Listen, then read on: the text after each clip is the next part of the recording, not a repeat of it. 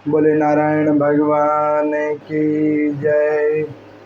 श्री परमात्मने नमः। गुरु ब्रह्मा गुरु विष्णु गुरुदेवो महेश्वर गुरु साक्षात् परब्रह्म तस्मै श्री गुरुवे नमः। मंगलम भगवान विष्णु मंगलम गुरुदेव मंगलम पुंडरीकाक्ष मंगलाय तनो हरि। हरे कृष्णा कृष्णा कृष्णा हरे हरे, हरे राम राम राम हरे हरे। श्री विष्णु महापुराण की कथा जो कि गत आज 17 दिनों से हम लोग श्रवण कर रहे हैं। इस अधिक मास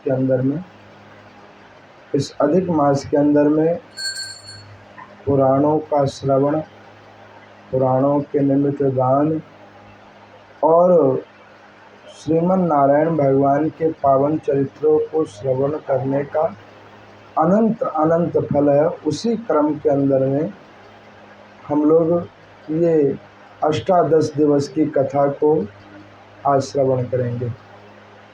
18वें दिन की ये कथा है, जिस कथा के क्रम में भगवान श्रीमन नारायण के कृष्ण अवतार की मनमोहनीय लीलाओं और चरित्रों की कथाओं को अभी गत हम श्रवण कर रहे हैं।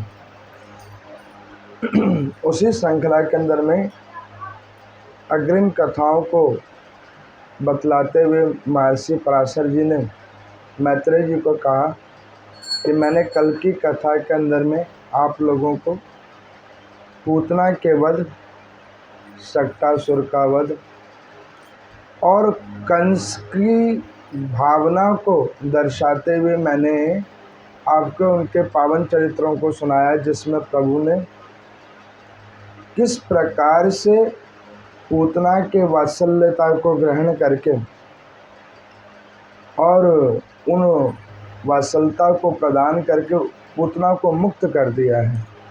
ये कथा मैंने आपको कल सुनाई थी। आज की कथा के अंदर में मैत्रेय जी ने पराशर जी को पूछा कि प्रभु, भगवान श्री कृष्ण जी ने जब कल उनका गर्गाचार्य जी के द्वारा नाम संस्कार हो गया और कुछ प्रमुख लीलाओं को आपने श्रवण करवा दिया, जिसमें औखल बंधन और यमला अर्जुन वृक्षों के ऊपर में प्रभु ने जड़ आदि जीवात्माओं के ऊपर में कृपा की, उसके बाद क्या हुआ? तो पराशर जी ने कहा कि देवकी और यशोदा में भेद है। वो भेद को उन्होंने दिखाया। उन्होंने कहा वो कैसे? एक नारायण को जानती हैं कि ये नारायण है, तो उसका वात्सल्य नारायण तक ही सीमित है, जो देवकी है। और एक जानती है कि ये भगवान तो नहीं, मेरे पुत्र हैं, लेकिन स्नेह परमात्मा के समान है, वो यशोदा है। ये आपने कल दो प्रकार के प्रेम को देखा। दोनों के अंदर वात्सल्य है, लेकिन दोनों के वात्सल्य भाव में फर्क है। ठीक उसी प्रकार से एक भक्त भगवान के प्रति भाव रखता है, आत्मसमर्पण करता है, ये एक प्रकार है। लेकिन वही दूसरे प्रकार एक व्यक्ति भगवान को अपना सर्वस्व प्रदान कर देता है, जिसमें उसके गुण और अवगुण दोनों ही परमात्मा को समर्पित हो जाता है, वो दूसरा प्रकार है। यही देवकी और यशोदा का भाव है, जो आपको मैंने कथा रूप में श्रवण करवाया। यहाँ पर पराशर जी ने मैत्रेय जी को कहा कि देखो, अब भगवान श्री कृष्ण जी धीरे धीरे 4 साल से ऊपर हो गए, 5 साल के हो गए।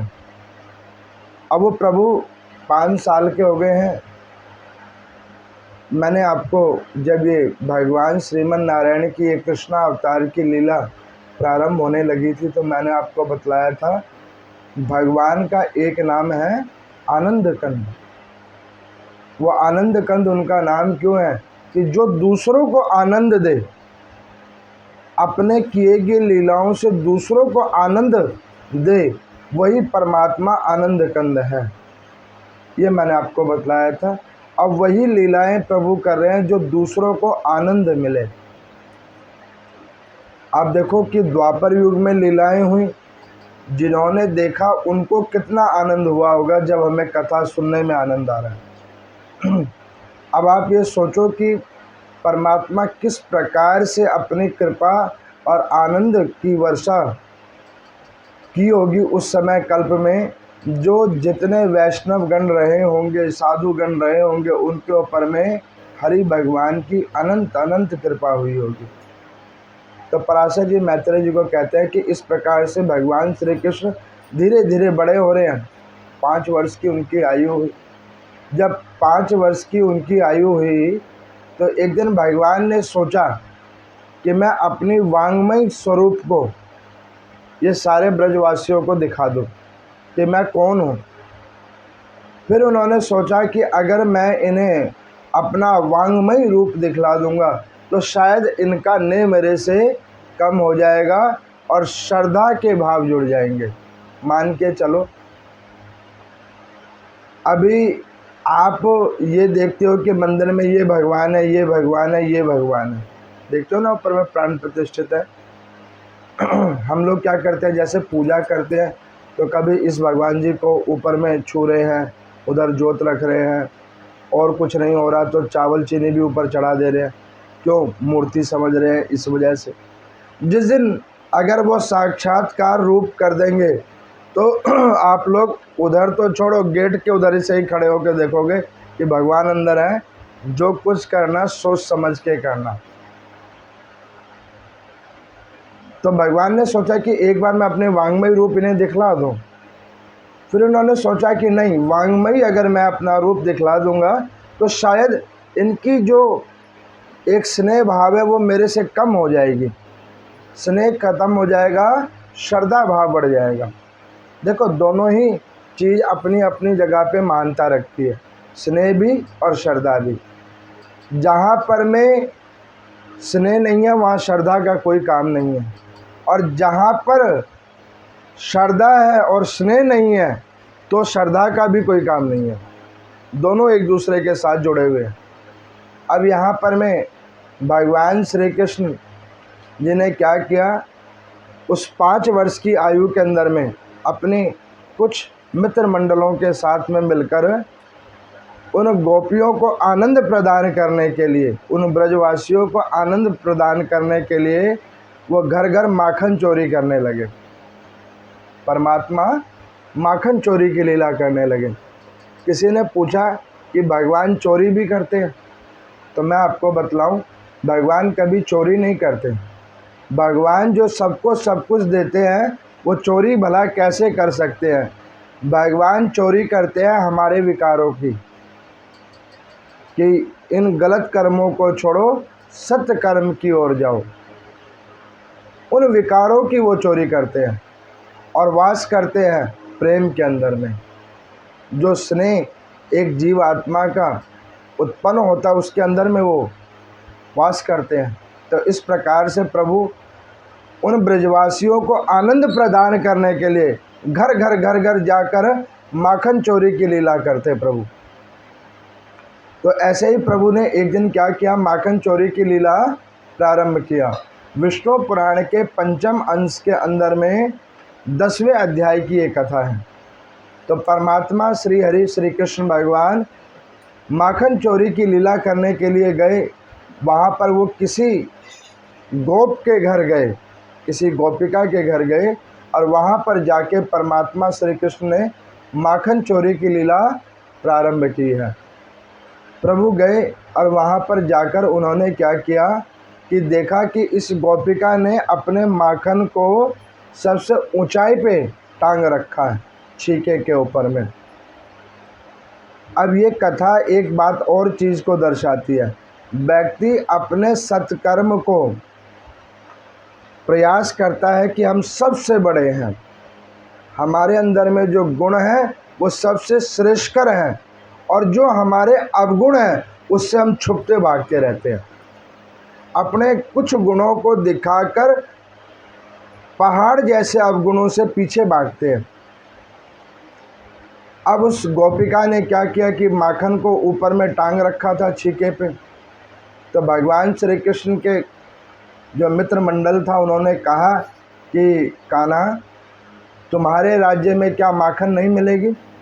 तो भगवान ने कहा कि हमारे राज्य में तो सब कुछ मिलता है, जो भाव रखे उसको। तो उन्होंने कहा कि फिर एक चीज़ बताओ कि माखन किस प्रकार हमें मिलेगी? तो उन्होंने कहा कि कोई बात नहीं, एक काम करो, एक गठजोड़ बनाओ। तो उन्होंने कहा गठजोड़? तो उन्होंने कहा हाँ गठजोड़। आप देखते हो कई प्रदेशों में मटकी फोड़ने का विधान है जन्माष्टमी पे। तो उसमें युवक और युवतियों के द्वारा जो वो मटकी फोड़ आयोजन होता है जन्माष्टमी पे, तो बहुत सारे युवक अथवा युवतियाँ एक जगह एकत्रित होती हैं, तो वो गठजोड़ बनाती हैं। इंग्लिश में पिरामिड कहते हैं और हिंदी में गठजोड़ करती हैं। और वो क्रम बना के उसके आदमी के ऊपर आदमी चढ़ता है, और जो सबसे हल्का आदमी होता है और छोटा आदमी होता है वो सबसे ऊपर जाता है। तो भगवान ने कहा कि एक काम करो, गठजोड़ बनाओ। तुम सब थोड़े लंबे चौड़े भी हो और मैं तुमसे छोटा भी हूँ, तो मैं सबसे ऊपर चढ़ूँगा, तुम सब लोग नीचे रहो। और भगवत चिंतन में लिखा हुआ है परमात्मा सबसे ऊपर ही होते हैं। सारे क्रियाओं को करने के बाद जो भगवत प्राप्ति होती है वो सबसे अंत में होती है। भजन कर लो, कीर्तन कर लो, नाम संकीर्तन कर लो, उस सब को करने के बाद में ही परमात्मा की अंत में दर्शन होते हैं। अब यहाँ पर मैं भगवान श्री कृष्ण जी ने क्या किया कि वो उन सब के ऊपर में जाके चढ़ गए। जब प्रभु सबसे ऊपर आ गए तो वहाँ पर अभी भी एक कहानी और हुई। जो सखी थी जिसने वो माखन टांगा था, उसने भगवान चोरी ना कर पाए उसके लिए उन्होंने वहाँ पे एक घंटी बांध रखी थी कि अगर ये छुए तो आवाज़ हो जाए, और आवाज़ हो जाए तो हम अंदर आ जाएंगे। अच्छा, किसी ने मुझे पूछा पीछे कि भगवान ये जो माखन चोरी करने के लिए गए, नंद बाबा के अपने ही घर में बहुत सारी गायें थीं, जिन्होंने नंद उत्सव में आप लोगों ने सुना कई हजार गौओं का उन्होंने दान दिया। कई लाख गौएं केवल नंद बाबा जी के पास थी, फिर भी भगवान दूसरों के घर चोरी करने जा रहे हैं। ऐसा क्यों? तो भगवान दूसरों के घर चोरी करने नहीं जा रहे, उसको ये प्रतीत करने के लिए जा रहे हैं कि जिस प्रकार से पृथ्वी पे हर जगह पवन का वास है, सूर्य नारायण भगवान की किरणों का वास है, उसी प्रकार से मेरी लीला और कृपा हर भक्तों और हर वैष्णवों के ऊपर समान रूप से है। अब भगवान वहाँ पर गए और वो माखन चोरी की उन्होंने लीला को प्रारंभ किया। प्रभु सबसे ऊपर खड़े हुए उन्होंने माखन निकाल के सबसे पहले नीचे वालों को देना शुरू किया। जो जितना समर्पित है परमात्मा को, सुनवाई पहले उसी की होती है। जो सबसे नीचे बैठा हुआ है, जिसने अपने आप को समर्पित कर दिया है, अब वो परमात्मा श्री हरि सबको दे रहे हैं, थोड़ा थोड़ा माखन सबको दे रहे हैं, किसी को कितना किसी को कितना, जिसका जैसे भाग। अब सबका तो हो गया। जब भगवान की बारी आई तो भगवान ने सोचा कि भाई सबका तो हो गया, अब मेरी बारी है। तो उन्होंने मटकी की ओर देखा और मटकी के ऊपर में बंधी हुई उस घंटी को देखा, उसके बाद छीके को देखा।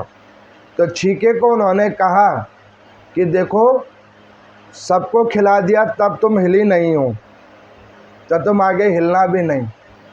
मटकी को कहा कि देखो, जब तक मैं ना कहूँ तब तक तुम टूटना नहीं।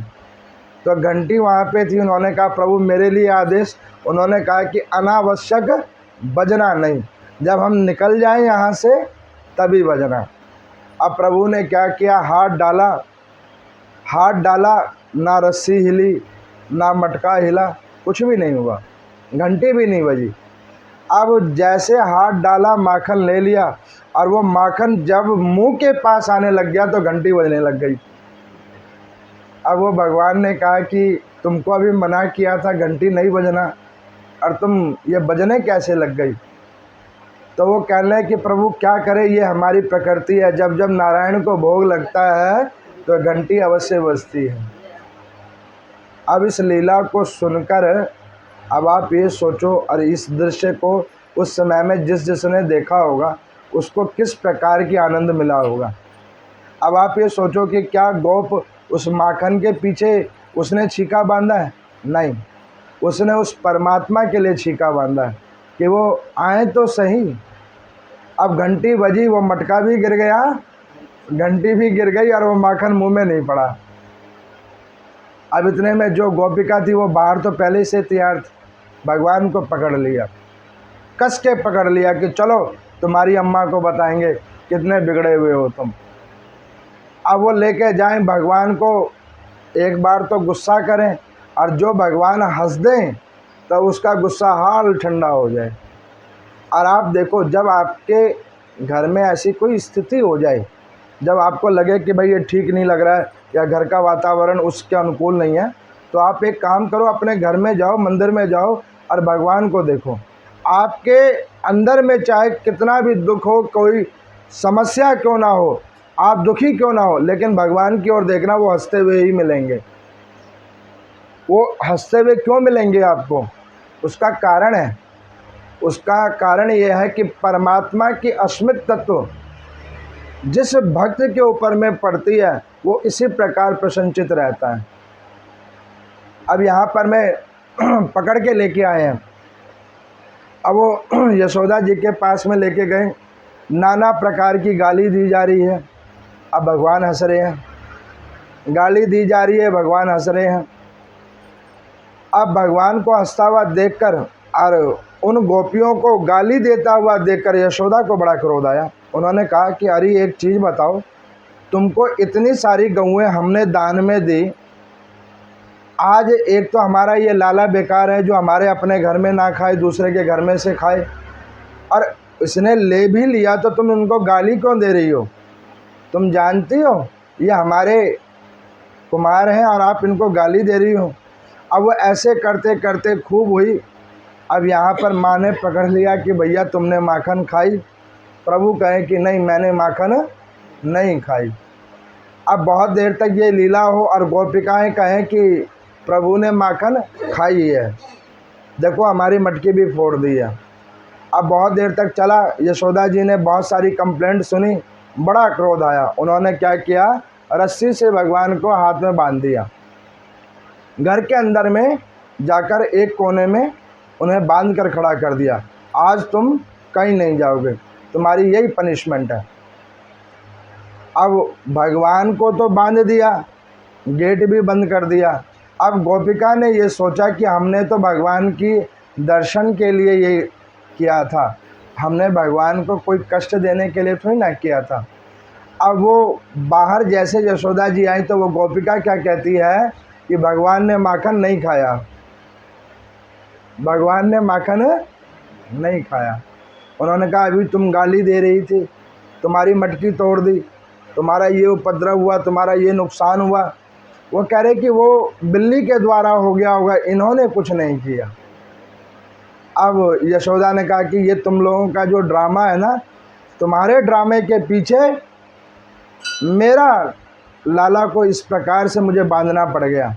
और वास्तविकता वही है, परम भक्त परमात्मा का वही है जो परमात्मा की दी गई सुख अथवा दुख को ये सत्य मान ले कि ये हमारे कर्मों का फल है और उसमें परमात्मा का कोई दोष नहीं है। ये हमारे कर्मों के द्वारा हमें सुख अथवा दुख मिला है, इसमें परमात्मा का कोई दोष नहीं है। जो इस विशुद्ध भाव को रखता है उसी को हंसता हुआ नारायण मिलता है। अब बहुत देर तक जब उन गोपिकाओं ने कहा कि उनका हाथ खोल दो, उनकी कोई गलती नहीं है भाई, हमारे ही उस मटकी को बिल्ली ने फोड़ दिया होगा, उनकी कोई गलती नहीं है, उन्हें छोड़ दो। अब भगवान श्री कृष्ण ने देखा कि काम धीरे धीरे बन रहा है। अब माता आई, माता ने कहा कि लाओ तुम्हारा हाथ खोल दे। तो भगवान ने कहा कि नहीं, हाथ नहीं खुलवाएंगे। क्यों? अभी उसने चोरी का आरोप लगाया और आपने भी बोला कि मैं चोर हूँ। तो अब यशोदा जी ने कहा कि नहीं बेटा, अब वो ने कंप्लेंट किया तो मैं चोर कहना पड़ गया, अब क्या करें, जब घर पे आके कोई कहे तो अब क्या करें। तो उन्होंने कहा कि क्या तुम्हें लगता है कि मैं चोर हूँ? अब यशोदा जी मन में सोच रही हैं कि बेटा चोर तो तुम ही हो, कोई ऐसी चोरी नहीं है जो तुम करते नहीं हो, लेकिन अब करें तो करें क्या। उन्होंने कहा नहीं बेटा, तुम चोर नहीं हो। माता, मैंने माखन खाया? बिल्कुल नहीं खाया। अब यहाँ पर मैं पराशर जी मैत्रेय जी को कहते हैं कि देखो हरि की लीला, जानते सब हैं कि माखन इन्होंने ही खाया है, और क्या कह रहे हैं कि माखन इन्होंने नहीं खाया है। ये भगवत चिंतन है, ये प्रभु की वो असीम लीला है जिसका आनंद गोपियों को मिला। प्रभु की धीरे धीरे आयु बढ़ी, 6 वर्ष की आयु में प्रभु आए। नाना प्रकार की गोपियों को, ऐसे कई सारे वैष्णव जनों को अपने आनंद की लीलाओं से उनको आनंद की अनुभूति कराई। तो एक दिन उसी नगर के अंदर में एक कालिया नाग था जिसने यमुना जी के जल को दूषित कर रखा था। जिस प्रकार से अभी हम यमुना जी के जल को दूषित करते हैं, कचड़ा फेंक के और पता नहीं क्या क्या फेंक के, और ये नाग रूप में जो वो उसमें पड़ा जा रहा है, वो कचड़े जो इकट्ठे हुए जा रहे हैं, एक ना एक दिन परमात्मा फिर आएंगे तो इस बार वो कचरे की सफाई नहीं करेंगे, उसमें जो डाल रहे हैं ना उनकी सफाई करेंगे। ये जो अनीतिपूर्ण कार्य कर रहे हैं।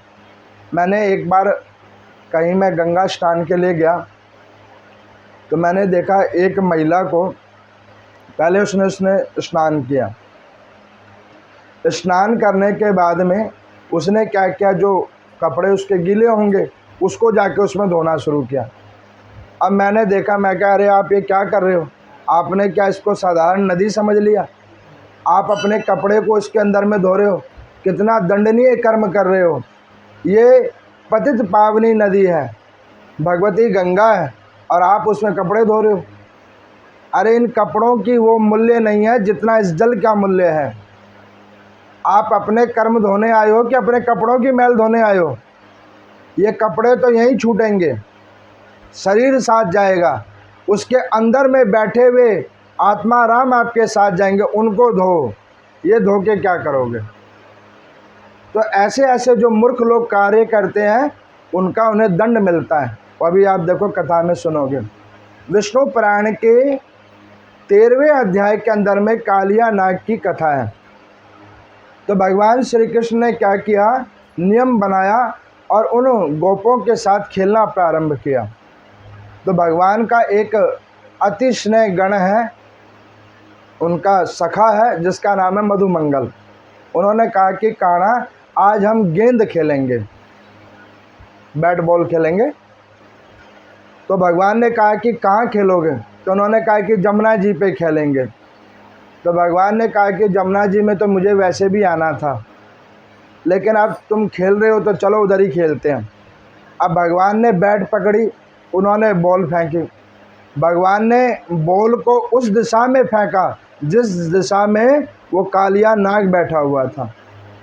वो गेंद गई और जमुना जी के अंदर में गिर गई। वो मधुमंगल आदियों ने कहा कि कान्हा हमें हमारी गेंद दो। अब भगवान ने कहा कि तुम्हारी गेंद हम अभी ला के देते हैं। कदम्ब के वृक्ष के ऊपर में प्रभु चढ़े और जमुना जी के अंदर में कूद गए। अब जो भगवान जमुना जी के अंदर में कूद गए, अब वो बच्चे भयभीत हो गए, क्योंकि उनके मम्मी पापा ने क्या बताया था कि जमुना के अंदर में नाग है। अब क्या होगा, हमारी ये 2-4 रुपए की गेंद के पीछे परमात्मा बीच में कूद गए। देखो कई बार ऐसी स्थिति होती है, मैं देखता हूँ कई लोग क्या करते हैं, हाल सौगंध खा लेते हैं, भगवान की कसम, माँ की कसम, पिता की कसम। अरे एक चीज़ बताओ, तुमको ये अधिकार किसने दिया दूसरे की कसम खाने की? अपनी कसम खाओ, अपना नफ़ा नुकसान करो। दूसरे का कोई करता है? और हम क्या करते हैं, हर चीज़ में भगवान की शपथ, भगवान के सामने। अरे आपके चक्कर में भगवान को क्यों ले रहे हो? गलती आपकी है और बीच में भगवान को ले रहे हो। वही अभी हुई है भाई, गेंद ही तो गिरी थी 5-6 रुपए की, वो मिल जाती उनको, लेकिन उसके पीछे भगवान जमुना जी में कूद गए। हाहाकार मच गया, बच्चे गए भयभीत होकर। नंद जी को पता लगा, यशोदा जी को पता लगा, देखा, अब वहाँ पर भीड़ इकट्ठी हो गई, भीड़ इकट्ठी हो गई। भागते हुए नंद जी आए, यशोदा जी आए कि भाई जमुना जी में कूदो, भगवान श्री कृष्ण को निकालो, जमुना जी के अंदर कूदो। लेकिन बिल्ली के गले में घंटी बांधेगा कौन? अब वहाँ पर सब कह तो रहे हैं कि बचाओ बचाओ, लेकिन बीच में कोई उतरेगा जब ही तो बचाएगा। अब उसमें किसी ने कहा, यशोदा जी कूदने लगी तो किसी ने कहा कि आप मत कूदो, पता नहीं आपके लाला का क्या स्थिति हुई होगी, उसमें है नहीं है क्या है कुछ पता ही नहीं लग रहा, आप मत कूदो। उनका तो चलो जो हुआ होगा सो हुआ होगा, लेकिन आप उनके पीछे अपने प्राण को ना गवाओ। अब इस स्थिति को देखकर नंद जी ने भी यशोदा जी का हाथ पकड़ा। तो वहाँ पर नारद मुनि जी भी आए हुए हैं ये चरित्र को देखने के लिए, ये लीला को देखने के लिए। तो वो यशोदा के पास गए, उन्होंने कहा कि देवी, तुमने इतने जन्मों से भगवान की आराधना की थी, तपस्या की थी कि प्रभु हमें मिले पुत्र भाव में। आज तुम्हारे वो पुत्र भाव वाले परमात्मा इस नदी के अंदर में, जिसके अंदर में विश्व व्याप्त है, नागों का डेरा बना हुआ है, उसमें वो कूद गए हैं और तुम बाहर खड़ी होकर देख रही हो। अब इस बात को सुनकर यशोदा जी मूक हो गई, उत्तर नहीं दिया। इसके ऊपर में नारद जी ने यशोदा जी और नंद जी को श्राप दे दिया कि आगे से पृथ्वी के ऊपर में कैसे भी माता पिता होंगे, उनके सामने उनकी औलाद ख़त्म हो जाएगी, लेकिन हिम्मत आगे नहीं उनकी बढ़ेगी। आप देखते हो घर में जवान बेटों की मौत हो जाती है, दुख होता है माता पिता को, लेकिन आपने देखा कि किसी बच्चे के साथ उसके माता पिता भी चले गए अंतिम संस्कार करने के लिए, खुद ही करवा रहे हैं अपना? नहीं सुना होगा आपने। ये उनको वहाँ से श्राप मिला कि मोह तो है, ममता तो है, वात्सल्य भी है, लेकिन वो वात्सल्य शरीर तक है। इसका क्या मतलब है कि किसी से भी आपका मोह अथवा आप से मोह, दोनों का शरीर तक ही सीमित है। शरीर छूटा नहीं, मोह ममता ख़त्म हुई नहीं। आप देखो, कोई ऐसा घर नहीं होगा जिसके अंदर में किसी बच्चे ने जन्म नहीं लिया होगा अथवा किसी वृद्ध ने मृत्यु को प्राप्त नहीं की होगी। अब आप देखो, जो बच्चा उत्पन्न होता है तो उत्पन्न होते ही उसमें मोह नहीं जगती है, धीरे धीरे उसमें मोह जग जाती है। और जो व्यक्ति मरता है तो उसकी भी एकदम से मोह ख़त्म नहीं होती, धीरे धीरे। लेकिन आप देखो, दोनों की कंडीशन एक हो जाती है, इधर मोह ख़त्म हो जाती है, उधर मोह शुरू हो जाती है। ये सृष्टि का नियम है, इधर से आओ और उधर से जाओ। अब इस प्रकार से रोते रहे सब लोग, इधर भगवान नीचे आ गए जमुना जी के अंदर में। तो उस कालिया नाग की 7 पत्नियां हैं। उन्होंने देखा कि एक सुंदर सा बालक पानी के अंदर आ गया, पता नहीं वो अंदर में क्या खोज रहा है। तो उन्होंने देखा, उन्होंने कहा कि हे कुमार, आप कौन हो? ये पानी के अंदर कैसे आ गए? और तुम्हें पता नहीं इस पानी के अंदर में कालिया नाग बैठे हुए हैं? तो उन्होंने कहा वो तो मुझे पता नहीं, लेकिन हमारी गेंद इधर खो गई है, वो हमारी गेंद दो। तो उन्होंने कहा कि ये तो ऊपर से तुम हमें ऐसे कह देते तो हम ही दे देते, तुम नीचे क्यों आ गए? तुम इतने देखने में सुंदर हो, मनोहर हो, और तुम ये नीचे क्यों आ गए? इस पानी में विश्व व्याप्त है, तुम्हें देखकर हमारे मन में करुणा जगती है, तुम अंदर क्यों आ गए? उन्होंने कहा कि देखो, गेंद का तो बहाना है आज कालिया नाग को मुझे समझाना है, इस नदी को वो दूषित क्यों कर रहा है। इसमें गौ भी पानी पीती है, पशु पक्षी मानव भी पानी पीते हैं। वो विष रहित जल को पीकर सब मृत्यु ग्रसित हो रहे हैं, रोग ग्रसित हो रहे हैं। जल के अंदर वास करो, लेकिन जल को दूषित मत करो। मैं सबको कहता हूँ कि जल का सेवन करो, लेकिन उसको दूषित मत करो। मैं देखता हूँ कई बार हम लोग क्या करते हैं, मैं इस क्षेत्र की बात करता हूँ, अन्य क्षेत्रों का तो मैं ऐसे क्या कहूँ, लेकिन इस क्षेत्र की मैं बात करता हूँ। ऐसे समझदार लोग हैं यहाँ पे रहते हैं, देखते रहेंगे कि कोई देख तो नहीं रहा है।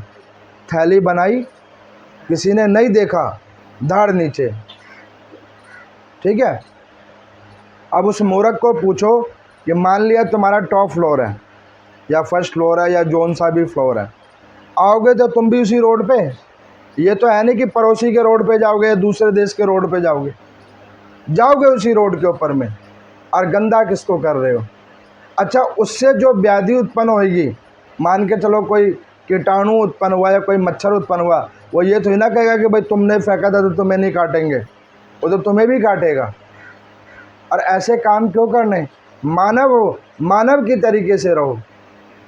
अब यहाँ पर मैं प्रभु नीचे उतरे, उन्होंने देखा, उन नाग पत्नियों ने बार बार प्रभु को समझाया कि आप इसको ना छेड़ो, ये गेंद छोड़ो, हम आपको मणि की बनी हुई गेंद दे देते हैं, वो लो और आप ऊपर चले जाओ। भगवान ने कहा कि देखो, तुम्हारे से हमारा कोई काम नहीं है, तुम्हारे पति को है मुझे समझाना, उसकी वजह से ये नदी दूषित हुई है।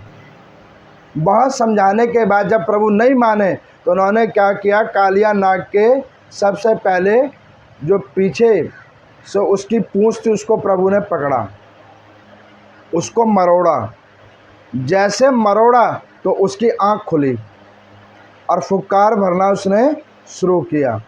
और आप इस कथा से क्या समझते हो, ऐसे ही हमारे जीवन में जब सुख का समय होता है ना, तो हम सब कुछ भूल जाते हैं, विस्मरण हो जाता है। वो छोड़ो, उसको छोड़ो, जो है सो हम हैं।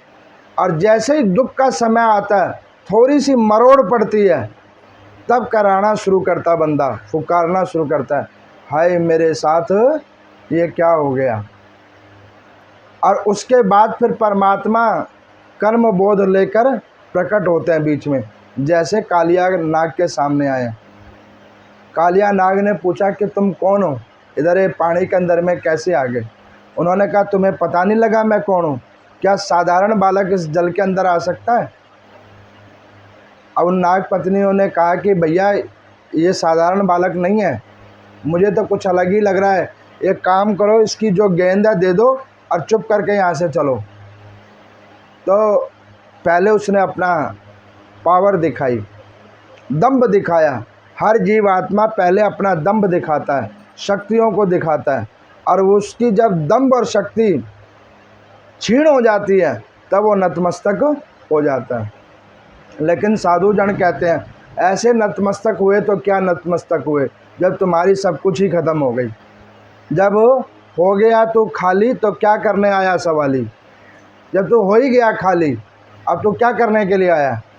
अब वहाँ पर प्रभु ने उस कालिया नाग के ऊपर में नाना प्रकार से घूसों का प्रहार किया। पहले उसने परमात्मा को अपनी पूरी शक्ति दिखाई, परमात्मा ने उसकी सारी शक्तियों को धीरे धीरे कुचलना शुरू किया। अंत में प्रभु उसके फण के ऊपर में आकर खड़े हो गए और उसके फणों को अपने लात के प्रहार से धीरे धीरे कुचलना शुरू किया। अब उसे पता लग गया कि भाई ये साधारण बालक नहीं है, क्योंकि साधारण बालक होता तो उसकी इतनी शक्ति नहीं होती। अब भगवान श्री कृष्ण जी ने उसकी जब सारी शक्तियों को धराशायी कर दिया, तो वह हाथ जोड़कर कहने लगा कि प्रभु मेरी जान को छोड़ दो, आप जो आदेश करेंगे मैं केवल वही करूँगा। और यही स्थिति हमारी हो जाती है। जब हम सब जगह हार जाते हैं तब कहते हैं कि प्रभु अब आप बताओ हमें क्या करना है, तेरी जो राजी होगी उसी रजा में बन के रहूँगी। वो जाके तभी लास्ट में आदमी बोलता है, पहले नहीं। पहले वो अपनी सारी शक्तियों को लगाता है ये भी करके देख लें, ये भी करके देख लें। अगर आप पहले ही कह दो कि प्रभु ये देखो, हाथ जोड़ लिए हमने, हमसे नहीं होगा, आप ही कर दो, वो अपने आप सारा कार्य होगा। कर्म आप करोगे, लेकिन कोई ना कोई प्रकार लेके परमात्मा बीच में आ जाएंगे। अब यहाँ पर मैं उस कालिया नाग को प्रभु ने आदेश दिया कि ऊपर आओ, वो जमुना जी के ऊपर में आए। प्रभु ने उसके ऊपर में अद्भुत लीला की है और नृत्य किया है, जिसको देखकर यशोदा जी जग गई हैं कि ये देखो ये क्या हो रहा है। अब इस प्रकार से प्रभु की ये कालिया नाग की लीला हुई है। प्रभु ने उनको कहा कि आगे से जल के अंदर वास करना, लेकिन जल में विष नहीं डालना। आप देखो, हम जो पानी पीते हैं उसमें नाग भी होते हैं, मछलियाँ भी होती हैं, मगरमच्छ भी होते हैं और कई सारे जलीय प्राणी होते हैं, लेकिन कभी आपने देखा कि उनका विष उससे बाहर निकल रहा होता है? नहीं निकलता। उसी पानी को हम लोग भी पीते हैं। ये बात अलग है कि अब हम लोग क्लोरीन डाल के आरओ से प्योरीफाई करके पीते हैं, लेकिन पहले जो ये संसाधन नहीं थे तब भी तो पी रहे थे। तब कोई दिक्कत थी? कोई दिक्कत नहीं थी। इसका क्या मतलब है? परमात्मा ने कहा है कि शरीर मानव का दिया है, इसके अंदर में तुम्हारे जितने भी गुण हैं, सतोगुण, तमोगुण और रजोगुण, वो शरीर के साथ ही जुड़े रहने चाहिए। उसका प्रभाव समाज में नहीं पड़ना चाहिए। उससे दुष्प्रभाव जो निकले वो दूसरों पे नहीं पड़ना चाहिए। अकेले आए हो और अकेले आना है, अपने कर्मों को उसी अनुसार करना है। अब इस प्रकार से विष्णु पुराण के 13वें अध्याय की ये कथा कालिया नाग का मैंने आपको सुनाया। उसके बाद यहाँ पर पराशर जी मैत्रेय जी को कहते हैं कि उसी ब्रज के अंदर में एक धैनकासुर भी था, जो गधे के रूप में घूमता था। और वो क्या करता कि भगवान की अति स्नेही गौओं को मार देता था, भगवान से प्रतिशोध लेने के लिए। एक दिन भगवान को पता लगा कि गांव की गौओं को धैनकासुर मार रहा है, और आज पृथ्वी पे गौओं को प्लास्टिक मार रहा है। आप देख रहे हो ना, प्लास्टिक खिलाई जा रही हैं, कई गौएं मरती हैं। उसके भागीदार कौन है? हम, दूसरा कोई नहीं है, हम हैं। और आप देखो, इसी वजह से उस दूध को जब हम पीते हैं, बगैर नशा करने वाले को कैंसर हो रहा है।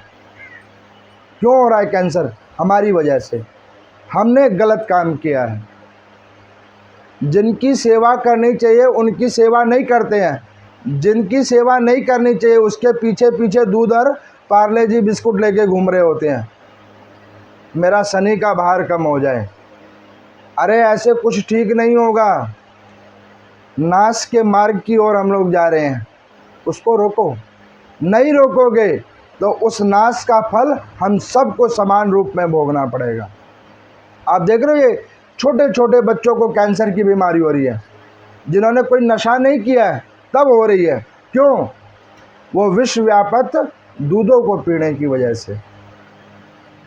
अब यहाँ पर प्रभु को पता लगा, प्रभु ने क्या किया कि उस वन के अंदर में गए, धैनकासुर को देखा, और यहाँ पर प्रभु ने उसके पीछे के पाँव को पकड़ा है और उस धैनकासुर को इस प्रकार से उठाकर फेंका है कि जिस प्रकार से आदमी पाप को जब खूब करता है और यमराज शरीर से उस पापी आत्मा को खींच के फेंक देता है, ठीक उसी प्रकार से परमात्मा ने उस धैनकासुर को उन गौओं के ऊपर कष्ट करता हुआ देख प्रभु ने उसे पृथ्वी से उठाकर सीधे नर्क लोक में भेजा है।